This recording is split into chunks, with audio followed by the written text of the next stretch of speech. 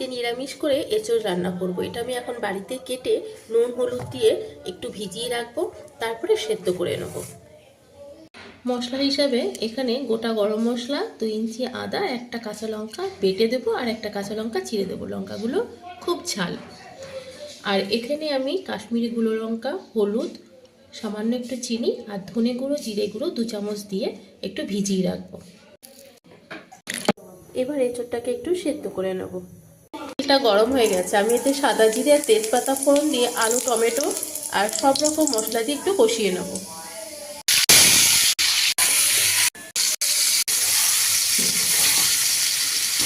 এবার এঁচোড়টা দিয়ে একটু কষিয়ে নেব।